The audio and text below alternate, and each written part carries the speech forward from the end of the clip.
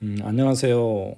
두 번째 시간입니다. 이번 시간은 논술문 작성하는 본론을 어떻게 쓰는지에 대해서 한번 살펴볼까 합니다. 다음 주나 6주차나 7주차까지 서론, 본론, 결론 쓰기를 마무리를 하게 되면 8주차 정도의 레포트가 나갈 거예요. 레포트를 어떻게 여러분들이 쓸 수 있을지 아마 감을 잡을 수 있을 것 같아요. 물론 임용 논술에서도 마찬가지와 같은 방법으로 여러분들이 쓰면 될 것 같아요. 그러면 서론에 이어서 본론은 어떻게 써야 되는지. 본론은 어떤 논제에서 가장 중요한 어떤 자기의 생각을 들고 논증을 통해서 근거를 들어서 설득시키는 거죠. 그 주제에 대해서 나는 이렇게 생각한다. 그 주제에 생각하는 핵심 내용들은 나는 이러이러한 네 가지 어떤 그 중심 주제를 통해서 생각한다라고 그 본론을 얘기하는 겁니다. 논제에서 어떤 주장, 근거를 제시해서 어떤 논제에 대해서 설득하는 거죠. 본론은 글의 가장 가운데 부분일 거고 논제에서 벗어나지 않아야 되는 게 중요하고 이 주장과 근거가 굉장히 참신해야 된다는 거죠. 일반적인 어떤 커먼센스한 어떤 그런 일반적인 주장보다는 창의적이고 어떤 개혁적인 어떤 그 주장들과 객관적인 근거를 통해서 주장했을 경우에 논술문이 이 가치가 올라간다는 거죠. 어떤 독자의 이해를 돕기 위해서 독자의 어떤 동조를 얻기 위해서 자기 나름의 어떤 견해를 세우고 그 근거를 조리 있게 밝혀서 정당성을 입증해 나가야 되는 거겠죠. 즉 다시 말해서 어떠한 논제가 있다고 했을 경우에 이 논제에 대해서 그 주장이 있을 거예요. 이 주장이 이 네 가지 정도로 되게 축약해서 주장을 해서 그 논제를 설득하게 되는데 이 핵심 문장, 이 핵심 내용을 얼마만큼 참신한 내용으로 얼마만큼 독자의 어떤 동조를 얻을 수 있는 그 내용으로 그리고 이 중심 문장이 있다고 하면 이러한 뒷받침되는 근거, 어떤 이유를 들어서 이것을 설명하느냐에 따라서 이 논제를 어떻게 나의 주장을 펼칠 수 있는 건지 중요하다는 거죠.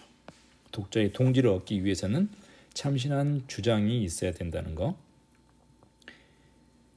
그리고 두 갈씩 구성을 해야 된다. 이와 같이 일단 그 자기의 주장들이 있으면 두 갈씩 문장으로 자기의 주장을 펼친 다음에 이 두 갈씩 문장에 대해서 어떠한 이유들을 들어서 제시해 주면 되겠죠.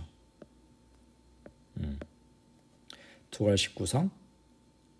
그리고 분량은 서론은 1 정도 분량, 3 내지 4는 본론, 그리고 결론은 1.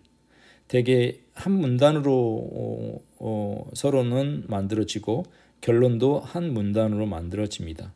이 내용이 어떤 배열일 수도 있고 문단의 수일 수도 있을 것 같아요. 이렇게 본론의 비율은 이렇게 구성을 하면 좋다는 거.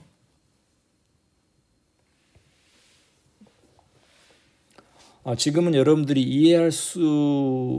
이해하기가 조금 난해할 수도 있지만 듣고 예제를 통해서 여러분들이 비교해 본다라고 하면 쉽게 이해할 수 있을 겁니다.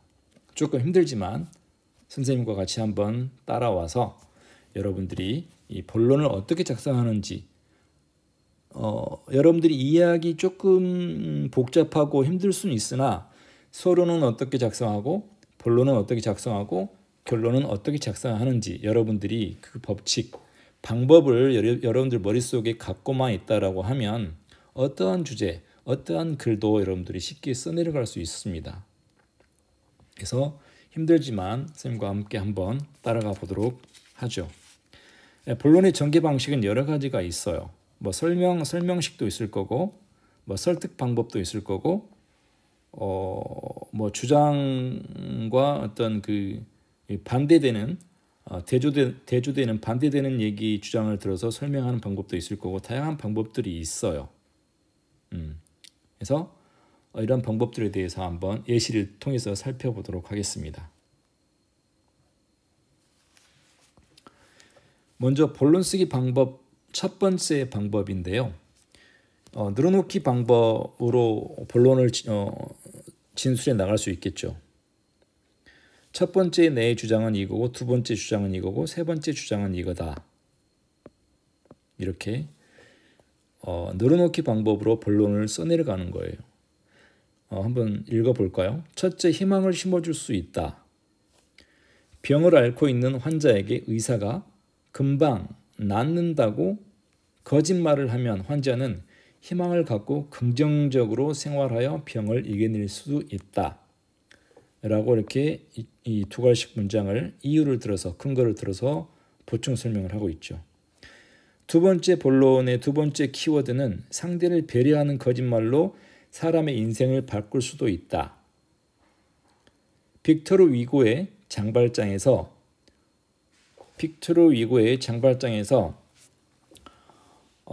주교는 은촛대를 훔쳐간 장발장을 잡아온 경찰에게 장발장은 도둑질을 하지 않았다라고 거짓말을 하고 이를 통해 깊은 반성을 한 장발장은 후에 자선사업을 많이 하는 등 인생을 바꾸었다라는 어떤 예시를 통해서 상대를 배려하는 거짓말로 사람의 인생을 바꿀 수 있다라는 중심 문장을 뒷받침하고 있죠. 또 세 번째 주장은 자신감을 가질 수 있다. 나는 처음에 줄넘기 2단을 못했지만 조금만 더 하면 되겠다는 선생님의 거짓말에 속아 자신감을 갖고 열심히 연습하여 지금은 잘하게 되었다와 같이 첫째, 둘째, 셋째 식으로 중심 문장을 두 가지식으로 제시하고 자기의 뒷받침되는 근거, 논증을 통해서 중심 문장을 논증하고 있죠. 이와 같이 늘어놓기 방법으로 본론을 쓰기 방법 첫 번째, 개념 정의 방법. 서론에서는 논제 지시가 있었죠. 서론에서 단도직입 문장이 나오고 그리고 그 논제에 대해서 어떤 문제 제기를 하고 그다음에 필요성 이 본론에서 주장할 내용에 대해서 필요성을 들었어요. 본론에서는 단락의 소주제문을 이끌어내기 위해서 개념 정의를 하면서 본론을 전개해 나갈 수 있다는 거예요. 자, 한번 살펴볼까요? 인터넷 중독은 가상 공간의 활동에 집착하고 의존하여 기분의 변화, 내성, 금단 증상, PC 사용으로 인한 주변 사람들과의 갈등, 재발 등을 경험하게 되는 현상을 말한다. 와 같이 인터넷 중독에 대해서 개념 정의를 했죠. 개념 정의를 하고 그리고 가상 공간은 컴퓨터에 의해 허상으로 만들어진 공간이다. 따라서 현실에 존재하는 인간이 그러한 가상 공간에 집착하고 의존하는 것은 바람직하지 않다라고 개념 정의를 하면서 본론을 시작하고 있어요. 늘어놓기 방법, 개념 정의 방법. 자, 다음은 본론 쓰기 방법 또 다른 방법인데요. 문제, 원인, 해결 문제를 분석하고 원인, 개선 방안을 제시하는 방법으로 지금 본론을 쓰고 있고 예시를 활용한 방법도 있어요. 자, 한번 볼까요? 자, 먼저 문제점을 분석하고 원인, 해결 방안을 제시해 주는 거. 자, 큰 도시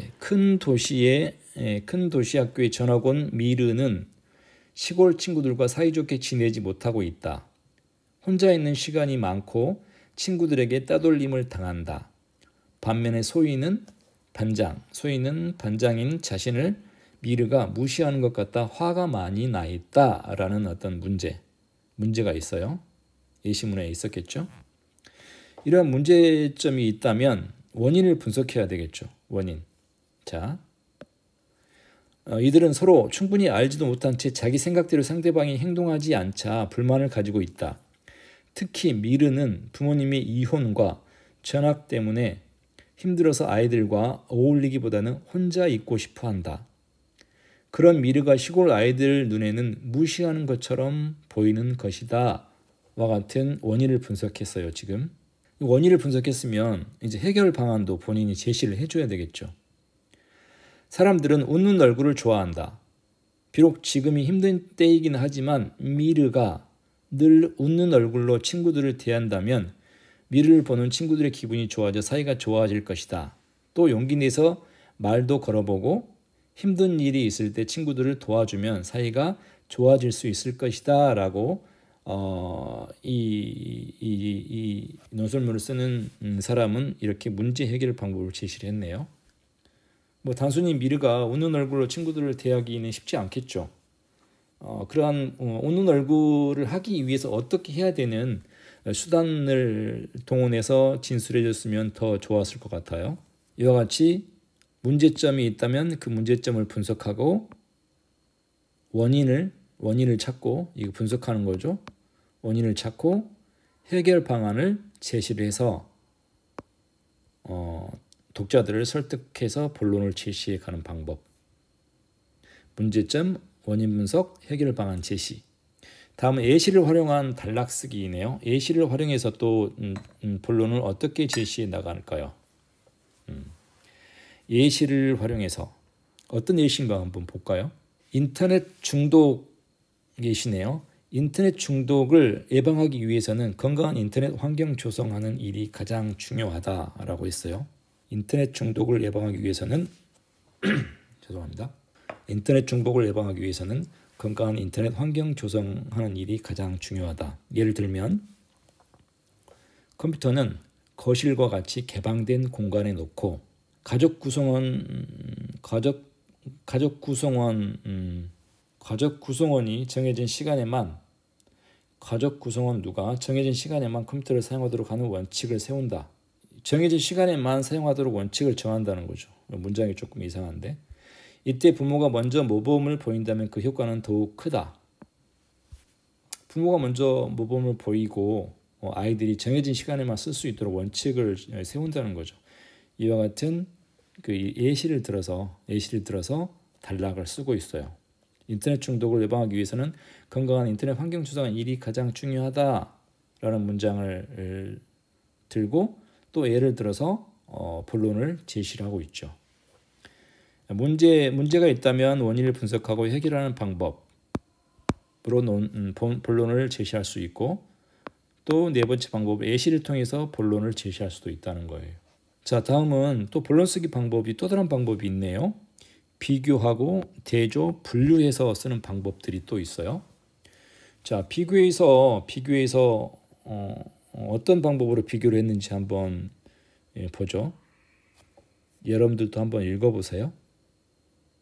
자, 비교를 어떤 방법으로 했는지 그리고 분류를 어떤 방법으로 했는지 잠깐 여러분들이 빠른 속도로 한번 읽어보면 좋을 것 같아요.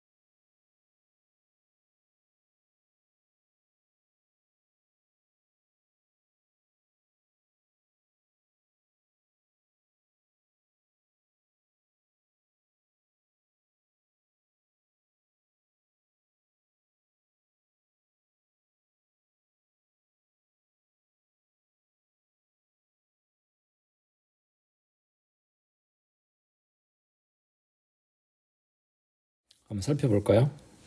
자, 비교. 비교는 여러분들이 한번 읽어봤을 것 같고, 어떤 대상을 비교하면서 본론을 써내려가는 거죠. 반말과 존댓말을 비교하면서, 반말과 존댓말을 비교하면서 이렇게 본론을 진술해 나가는 방법이 있고, 또 여기에는 분류하는 방법이죠. 분류. 인터넷 중독을 해결하려면 먼저 인터넷 중독이 어떤 성격의 중독인지 알아야 한다. 중독은 크게 내성 중독과 외성 중독, 그리고 급성 중독, 만성 중독 이렇게 구분하면서 분류를 통해서 제시를 해 나가고 있어요. 이와 같이 어떤 논제에 대해서 비교를 통해서 또는 대조되는 반대되는 내용을 들면서 또는 분류를 들어가면서 본론을 써내려가는 방법이 있을 거예요. 또 다른 방법이 있네요. 이 반대되는 방법, 대조되는 방법이겠죠. 반박하는 단락쓰기네요. 상대방의 근거의 약점을 찾아 자신의 주장으로 전개하는 방법. 자, 컴퓨터를 장시간 사용하는 사람을 중독자로 규정하는 지나치다는 주장이 있다. 중독자로 치부하면 안 된다는 지나친 주장이 있다는 거예요. 하지만 컴퓨터 사용으로 인해 다른 중독에서 나타나는 것과 같은 증상을 보이고 그것이 현실에 생활하는데 장애를 초래한다면 이를 중독으로 규정하는 것은 당연하다. 그리고 문제의 심각성을 제대로 인식하지 못하면 그 문제에 대한 해결책은 찾기 어렵다는 점을 간과해서는 안 된다. 라고 반대 입장을 들어서 이걸 반박하고 있죠. 이 내용을, 이 주장을 반박하고 있어요. 또 다른 말을 한번 살펴볼까요?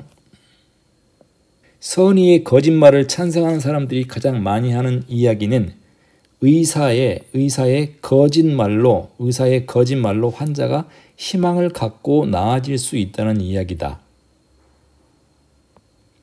하지만 이건 너무 좋은 쪽으로만 생각하고 있는 것이다.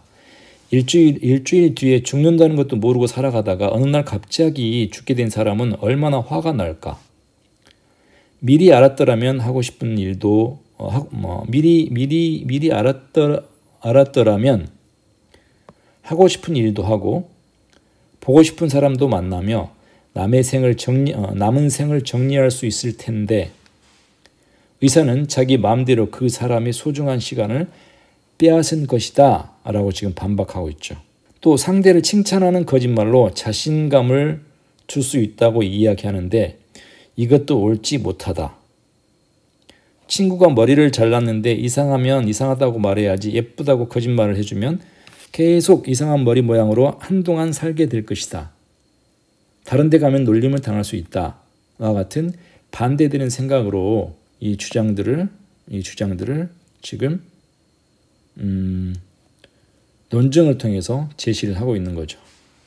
이러한 내용들을 통해서 반박하면서 본론을 써내려가는 방법이 있다. 또 다른 방법이 있네요. 인과관계를 들어서 본론을 써내려가는 방법. 여기도 한번 볼까요? 인터넷 중독에 대한 내용이 많네요. 인터넷 중독에 대한 처방도 약물에 의존하기보다는 심리치료와 함께 건강한 생활 습관을 갖도록 유도해야 한다.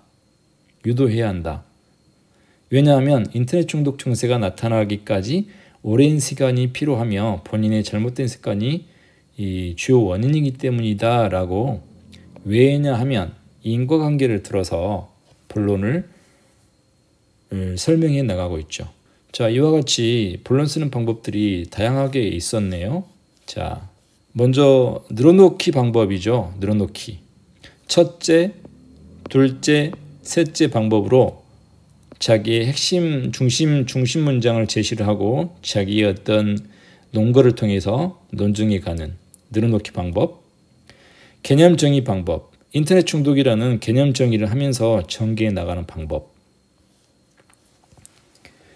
그리고 어떤 논제가 있을 경우에 그 제시된 그 문제에서 문제와 원인을 분석하고 그 해결 방안을 제시하면서 논증에 가는 방법이 있고, 예시를 통해서 어떠한 인터넷 중독이라는 이러한 예시를 통해서 인터넷 중독을 예방하기 위해서는 건강한 인터넷 환경 조성하는 일이 가장 중요하다. 예를 들면 인터넷 중독과 또 다른 예를 들면서 본론을 전개해 나가는 방법, 또 비교하고 대조하면서, 그리고 분류, 여러 가지 종류를 들면서 설명해 가는 방법, 본론 쓰기 방법이 다양하게 있죠.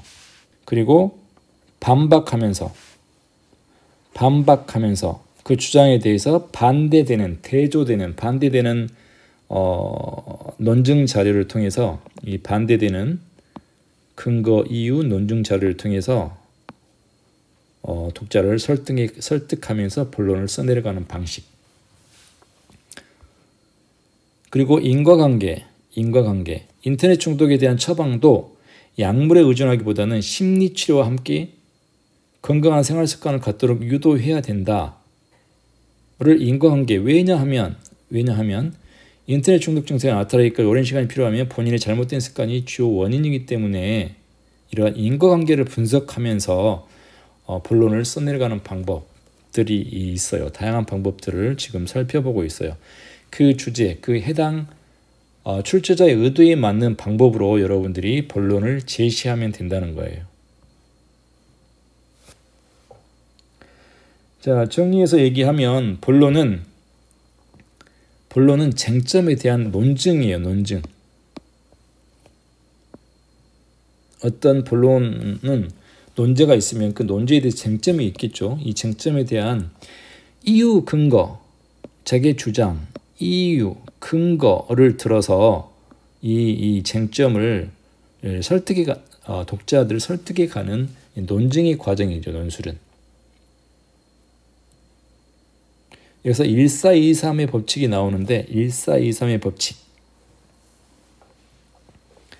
1423의 법칙은 가장 중요한 자기의 어떤 논제가 있을 경우에, 쟁점이 있을 경우에 이 논제를 설득하기 위해서 자기의 주장 가장 중요한 핵심 중심 문장을 첫 번째 제시를 하고, 가장 중요하지 않는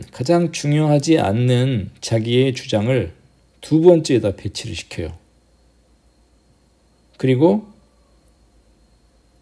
두 번째 중요한 거, 세 번째 중요한 내용을 세 번째, 네 번째에다 배치를 시켜요. 가장 중요하지 않는 자기의 주장을 두 번째에다 배치시키는 이유는 평가자를 현혹시켜서 나의 설득이 이 네 가지 다 굉장히 중요하다라는 내용을 주장하기 위한 방법이에요. 논술문을 쓰기 위한 스킬이라고 생각하시면 될 것 같아요. 1423의 법칙으로 본론을 제시했을 경우에 이 네 가지 다 중요하다라는 것을 평가자를 현혹시키는 거죠. 여기에 보면 구체적이지 못한 예가 있고 아주 구체적인 객관적인 근거, 이유 자료를 들어서 논증을 하고 있는데, 한번 들어가서 이해를 한번 해보죠. 민사고 논술 지도 선생님이 한 문장을 가져오는데, 자, 과학으로 환경오염 문제를 극복할 수 있다는 주장은 잘못되었다. 과학적 지식과 기술은 불완전하기 때문이다. 주장이 있죠. 불완전한 지식과 기술은 예측하지 못한 부작용이나 피해를 가져올 수 있다. 환경오염을 제거하려 도입한 지식이나 기술이 더 심각한 문제를 야기할 수 있다. 이런 불완전한 지식이나 기술로 환경 문제를 극복할 수 있다는 생각은 오산이다. 라는 내용을 지금 논증을 통해서 설득하고 있고, 자, 다음 예시를 한번 같이 볼게요. 과학으로 환경오염 문제를 극복할 수 있다는 주장은 잘못되었다. 과학적 지식과 기술은 불완전하기 때문이다. 여기까지는 똑같죠. 기적의 살충제로 각광받던 DDT가 예상치 못한 생태계 파괴 부작용을 일으켜 지금은 완전히 금지되지 않았는가? 이런 불완전한 지식이나 기술로 환경 문제를 극복할 수 있다는 생각은 오산이다. 어떤 차이가 있나요, 여러분들? 제가 한번 쭉 읽었는데 어떤 차이가 있어요? 앞에는 근거가 구체적이지 못한 이유, 근거를 들어서 설명하고 있고 앞 주장의 문장을 뒤에는 과학적 지식과 기술이 불완전한 이유를 정확한 객관적인 사실을 들어서 지금 논증을 하고 있죠. 이 DDT라는 제초제, DDT라는 살충제, 이것이 물론 풀은 죽여요. 어떤 잡초들은 죽이지만 생태계를 파괴할 정도로 굉장히 강력해요. 이러한 과학적 지식과 기술이 생태계를 파괴할 만큼 잘못됐어요. 그래서 정확한 객관적인 사실을 통해서 이 자기의 중심 문장을 논증해 가는 게 논술에서는 가장 중요하다는 거예요. 이것을 여러분들은 지금 파악을 했으면 좋겠습니다. 제가 전달을 잘 했는지 모르겠지만 어떤 자기의 주장, 어떤 논제가 있다라고 했을 경우에 어떤 자기의 주장이 있을 경우에 이 주장을 가장 객관적이고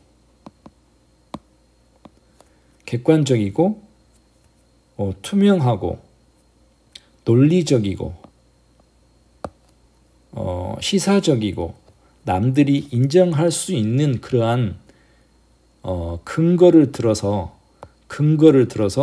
자기가 주장하는 내용을 근거를 들어서 설명을 할 때, 논증을 할 때 이 자기의 논술문은 가치가 있다, 굉장히 잘 쓴 논문이다 이렇게 표현할 수 있다는 거죠. 자,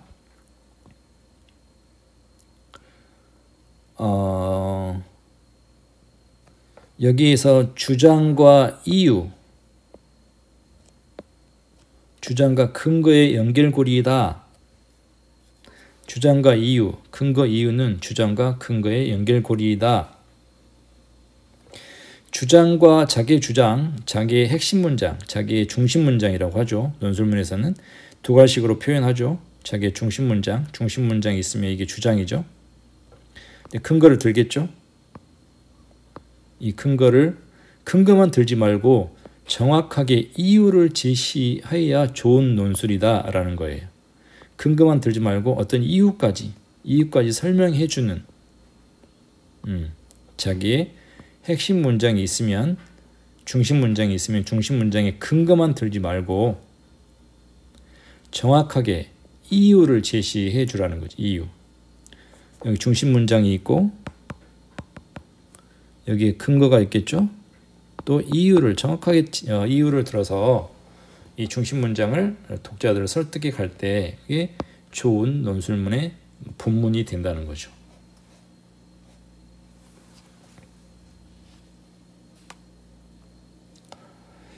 본문에서 중요한 세 가지를 들고 있는데 앞에서 다 설명했어요. 자, 두 가지식으로 구성하고 순서를 매기고 첫 번째, 두 번째, 세 번째, 네 번째 주장. 첫 번째 중심 문장에 대해서 근거를 들고 이유를 들고 두 번째 중심 문장을 두 가지식으로 표현하고 또 근거를 들어서 중심 문장을 설명하고 이유를 들고 세 번째, 네 번째 같은 방법으로 이렇게 순서를 매겨서 본론을 제시한다는 거죠. 이 근거는 1423의 법칙으로 가장 중요한 자기의 주장을 첫 번째 배치시키고 가장 설득력이 부족한 자기의 생각을 두 번째에다 배치를 시켜요. 그리고 순차적으로 자기의 근거를 제시함으로써 이 본론의 단락을 채워나갈 수가 있겠죠. 서론이 있을 거고 본론이 있을 거고 그 다음에 결론이 있겠죠. 서론은 한 문단으로 작성하고 본론은 3개에서 4개 또는 2개, 결론도 1개의 문단으로 제시를 한 개, 1000자에서 1500자 논술의 형태가 되겠습니다. 논증 방법에 대해서 또 있는데요. 논증 방법. 자, 논증 방법. 연역적 논증, 귀납적 방법, 정반합의 원리 이렇게 어렵게 있는데 논증의 방법도 여러분들이 적용하면 좋을 것 같아요. 자, 연역적 논증은 먼저 대전제를 먼저 제시를 한다는 거죠. 중심 문장으로. 모든 사람은 죽어요.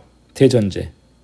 소존제, 소크라테스는 사람 죽었어요. 그래서 소크라테스는 사람이다 라는 소존제를 들고 결론으로 소크라테스는 사람이기 때문에 죽는다와 같이 이 중요한 결론, 대전제를 먼저 여기다 반대로 여기다 연역적으로 제시를 하고 논증해 가는 방법이 연역적 논증.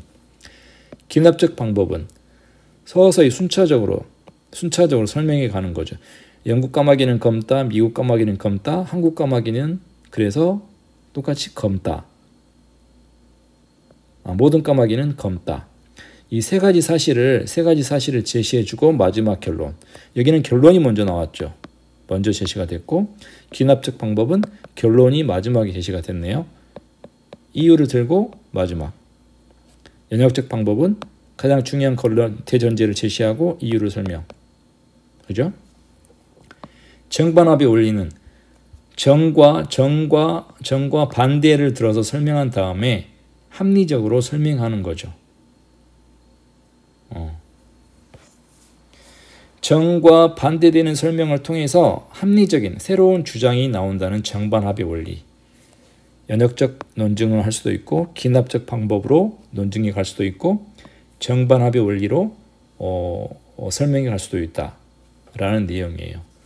여러분들 이해만 하고 어려울 테니까 이것을 여러분들이 적용하는 방법들은 계속해서 논술문을 써보면서 아마 생겨날 것 같은데 이러한 원리들이 있다라는 것만 이해하면 될 것 같습니다. 자, 그렇다면 본론 작성하기 이 앞의 내용들을 한번 여러분들이 곰곰이 생각해 보면서 어떻게 썼는지 한번 살펴보겠습니다.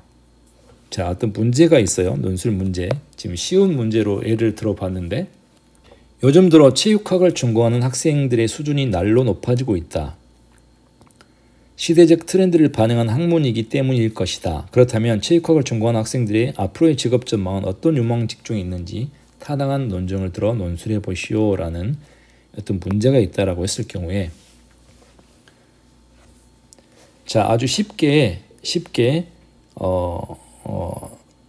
논술문을 어떻게 쓰는 예시를 들기 위해서 지금 제시를 해놓은 문제인데 앞에서 개념 정의를 들어서 논술문을 제시한다는 방법이 있었죠. 먼저 개념 정의를 하면서 본론을 시작해 나가고 있죠. 체육학은 사람들의 생리, 역학, 심리적 요인을 다루는 학문이다. 현대인들이 건강에 대한 중요성을 인식하면서 학문으로서 그 비중이 커지고 있다. 라는 개념 정의를 들었어요. 그에 따라 체육학을 전공하는 학생들의 진로 분야도 시대적 흐름에 맞게 다양해지고 있다. 라면서 먼저 첫 번째 지금 본론의 자기의 주장을 첫 번째, 두 번째, 세 번째, 네 번째 정도 4가지로 들어서 본론을 제시하면 된다고 그랬는데 첫 번째는 먼저 세계적인 스포츠 선수나 스포츠 상업화에 관여하는 스포츠 에이전트 분야를 들 수 있다 라는 중심 문장을 지금 들고 있죠. 직업 전망은 어떤 유망 직종이 있는지 논증을 통해서 논술해 보세요라고 하는 게 문제예요. 이 중심 문장, 첫 번째 중심 문장. 세계적인 스포츠 선수나 스포츠 상업화에 관여하는 스포츠 에이전트 분야를 들 수 있다. 유망 직종으로. 이 자기의 중심 문장을 들었죠. 그럼 이 중심 문장에 대해서 이유와 근거를 들어서 이걸 이 본론의 논제를 자기가 논증을 해 나가야 되겠죠. 자, 어떤 이유를 들었나요? 스포츠 에이전트 분야는 체육학을 전공한 학생들에게 매력적이고 최고의 시대적 트렌드가 반영된 직업 분야이다. 세계적인 어떤 박지성 선수, 아니면 손흥민 선수, 김연아 선수, 유명한 유현진 선수와 같은 선수들은 큰 대형 에이전트 회사가 있죠. 에이전트. 그런 에이전트 분야를 들어서 지금 이 중심 문장을 이유를 들어서 설명하고 있어요. 뒷받침되는 문장들. 이 분야는 체육학을 전공하고 다양한 분야의 지식은 물론 한두 개 정도의 외국어 능력이 뛰어나야 한다. 선수와 세계적 스포츠 구단에 트레이드하기, 인기 스포츠 선수 관리하기는 사업의 성패를 좌우하는 열쇠이기 때문이다. 라고 중심 문장에 대한 이유와 근거를 들어서 지금 이 논제에 대한 자기의 주장을 펼쳐나가고 있는 거죠. 맨 처음에 체육학이라는 개념 정의를 하고 자기의 중심 문장을 들어서 설명하고 이유와 근거를 들어서 이 중심 문장을 논증하고 있는 거죠. 자, 둘째도 문장이 나오겠죠. 둘째 문장이 나오고 셋째도 문장이 나오고 넷째도 문장이 나오겠죠. 이때 중요한 건 가장 중요하지 않는 자기의 주장을 두 번째에다가 배치를 한다는 거죠. 그게 1423의 법칙이라는 거예요. 자, 본론 작성하기 여러분들이 한번 살펴봤는데, 그렇다면 제가 교수학습 계획서에 제시한 제 브런치 카페가 있는데 제 브런치 카페를 한번 들어가 보겠습니다. 여기에 논술 루브릭으로 쉽게 배우기라는 제 칼럼으로 지금 써놓은 게 있는데, 자, 서론 쓰기는 도입 문장, 그 다음에 문제 제기, 필요성 제기, 이와 같이 이렇게 서론은 이렇게 작성한다는 거죠. 도입 문장이 있고 문제 제기하고 필요성 제기하고. 서론을 문제를 한번 볼까요? 문제. 자, 문제를 한번 살펴보겠습니다. 문제는 멘토링의 문제점과 성공적인 멘토링 방안을 제시하시오 라는 게 지금 문제예요. 멘토링의 문제점과 성공적인 멘토링 방안을 제시하시오. 자, 서론 쓰기에 한번 보죠. 피터 드러거는 미래의 조직에서 가장 강력한 인재 육성 툴은 멘토링이라고 강조한 바 있다. 도입 문장을 먼저 제시를 했죠. 그 다음에 이제 문제점이 나오면 되겠죠. 서론에서는. 문제점을 어떻게 제시를 한다 볼까요? 최근 우리 교육계에서도 멘토링에 대한 이해가 점차 깊어감에 따라 동료 장학이나 학습 부진화 지도 등에서 다양하게 시도되고 있다.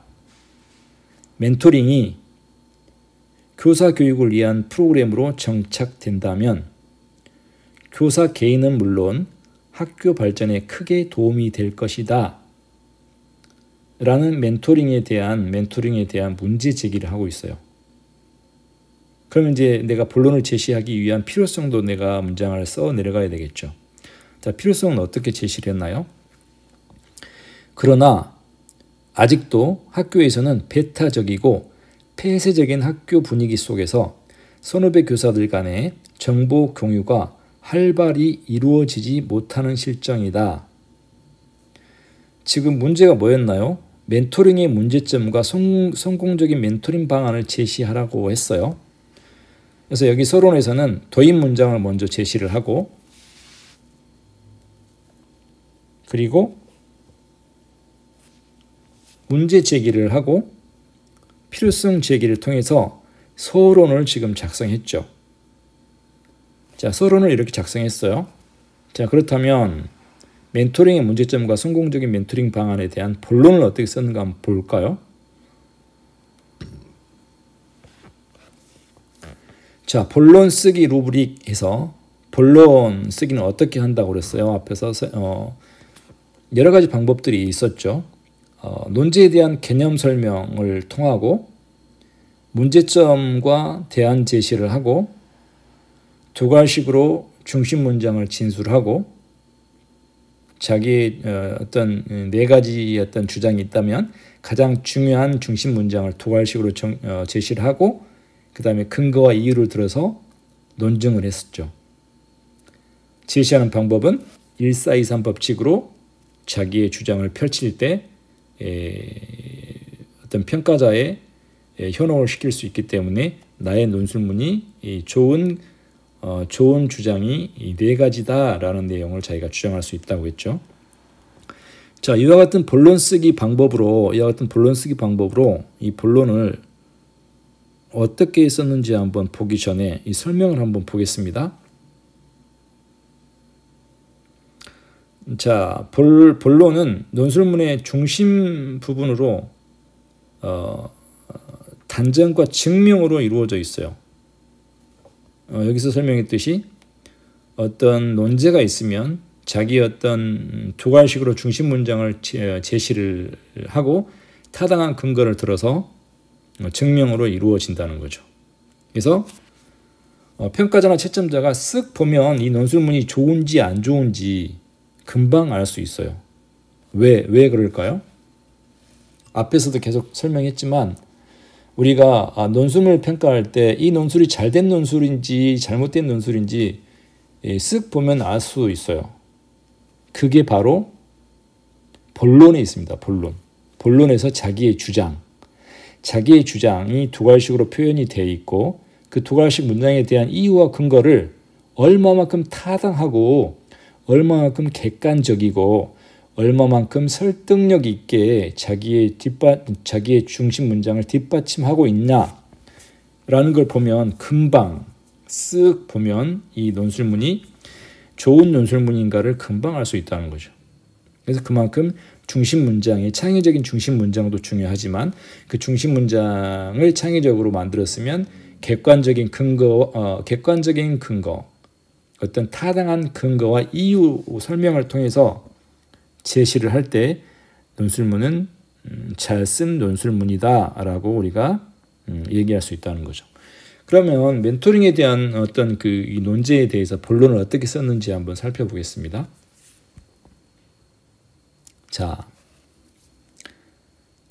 멘토링에 대한 개념 설명을 먼저 여기서도 제시를 했네요. 멘토링은 교사들이 1대1의 관계를 맺어 서로가 도움을 주면서 개인과 공동체의 목표 달성을 위하여 꾸준히 노력하는 과정이다 라는 지금 개념 설명을 듣고 있어요. 자, 개념 설명이 있었으면 이제 어떤 문제점을 분석을 했네요. 여기서는 자, 문제점을 분석하고 대안 제시를 통했어요. 자, 초임교사의 경우 교사들과의 관계 등과 같은 전반적인 학교 생활이나 담당 업무에 대해 수시로 조언을 얻음으로써 학교 생활에 적응할 수 있다.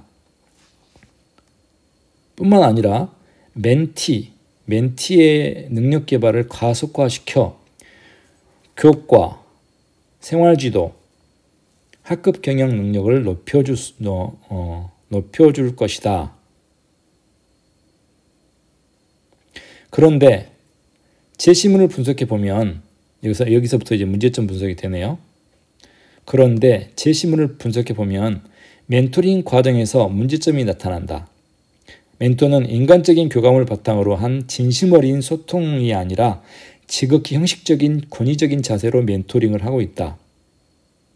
학교 현장의 상황을 지금 설명하고 있는 거죠. 문제를 분석하고 있는 거죠. 멘티 또한 자신의 수업 능력 향상을 위해 도움을 받으려는 자세보다 학교 여건을 핑계 삼아 회피하려는 경향을 보인다. 그 밖에 신규 교사에 대한 학교의 과중한 업무는 정상적인 멘토링을 어렵게 하고 있다. 학교에서 너무 선생님들의 업무도 많고 신규 교사에 대한 업무도 많이 주고 하는 관계로 멘토링 학습에 대한 문제점을 지금 분석하고 있네요. 먼저 개념 설명을 하고 개념 설명에 대한 문제점을 분석하고 그 다음에 뭐가 나와야 될까요? 자기의 주장하는 중심 문장이 나오고 어떤 대안이 나와야 되겠죠. 문제점 분석에 대한 자기의 어떤 설득을 할 수 있는 그 대안이 지금 제시가 되어야 되겠죠. 따라서 성공적인 멘토링을 위해 우선 멘토는 신뢰 관계 형성을 바탕으로 신규 교사에게 필요한 것이 무엇인지 분석하고 동반자적 입장에서 상호 협력하에 필요한 내용을 멘토링해야 할 것이다 라는 지금 주장을 하고 있어요. 따라서 성공적인 멘토링을 위해 우선 첫 번째, 멘토는 신뢰관계 형성을 바탕으로 신규 교사에게 필요한 것이 무엇인지 분석하고 동반자적 입장에서 상호 협력하에 필요한 내용을 멘토링해야 할 것이다. 여기에는 이제 그 다음 문장이 나오겠죠. 뒷받침하는 문장이 나오겠죠. 멘티 또한 멘토에 대한 존경과 신뢰를 바탕으로 자신에게 필요한 것을 질문하고 협력과 자문 등을 통해 해결해 나가야 한다. 학교에서는 효과적인 멘토링이 이루어질 수 있도록 학교 업무를 최소화하고 멘토와 멘티가 협의하고 대화할 수 있는 시간적 여유 공간과 분위기 조성에 앞장서야 할 것이다 라는 문제점 분석에 대한 대안을 제시를 하고 있어요.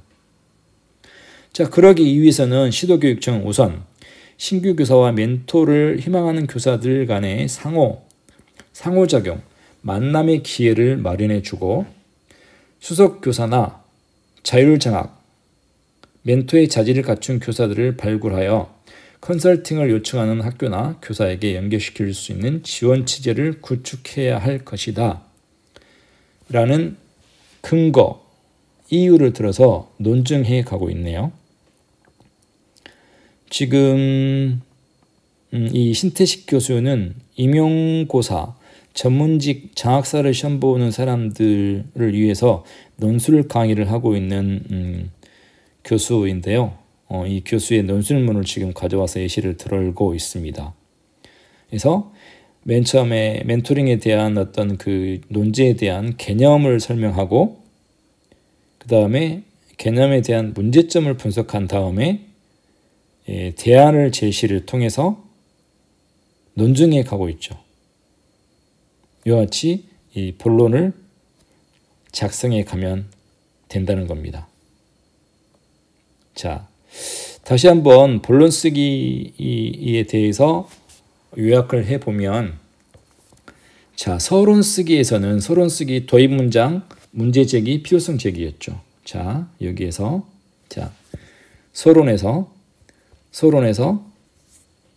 도입 문장, 문제 제기, 필요성 제기, 서론 작성을 통해서 자, 본론을 작성을 어떻게 하냐면, 본론은 먼저 개념 정의, 어떤 논제에 대한 개념 정의를 하고 문제점을 분석하고 대안을 제시해 나간다는 거예요.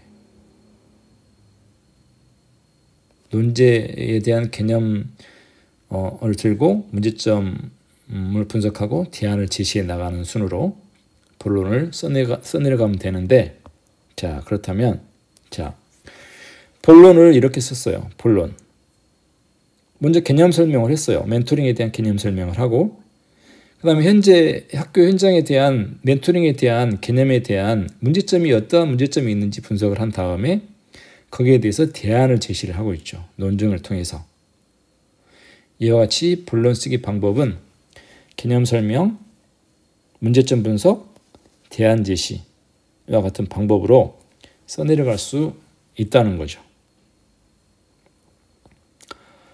두서없이 저번 시간과 이번 시간에 걸쳐서 서론 쓰기 방법, 자, 서론 쓰기 방법, 본론 쓰기 방법에 대해서 설명을 했습니다. 설명을 했는데, 물론 지금 처음 접하는 학생들은 물론 이제 국어를 전공하는 학생들은 아주 쉽고 이해하기 쉽겠지만 그렇지 않은 학생들은 처음 접하는 내용일 수도 있어요. 그렇지만 여러분들이 서론 쓰기 방법, 본론 쓰기 방법을 여러분들만의 어떤 규칙을 정해서 머릿속에 이해를 하고 있다라고 하면 어떠한 주제가 와도 서론, 본론, 결론 쓰기를 쉽게 할 수 있을 거라는 생각이 들어서 교직 실무 과목에 여러분들과 함께 교직 논술이라는 주제로 교직 실무 강의를 하면서 중간중간 선생님이 설명을 하고 있습니다. 여러분들이 다 이해를 하지 못했다 하더라도 전혀 상관이 없어요. 제가 논술 강의 마지막 부분에서 다시 한번 요약을 통해서 여러분들에게 논술문의 가장 중요한 키워드들을 설명을 드리고 A를 통해서 여러분들과 함께 논술문을 어떻게 작성하는지를 다시 한번 강조를 해드리겠습니다.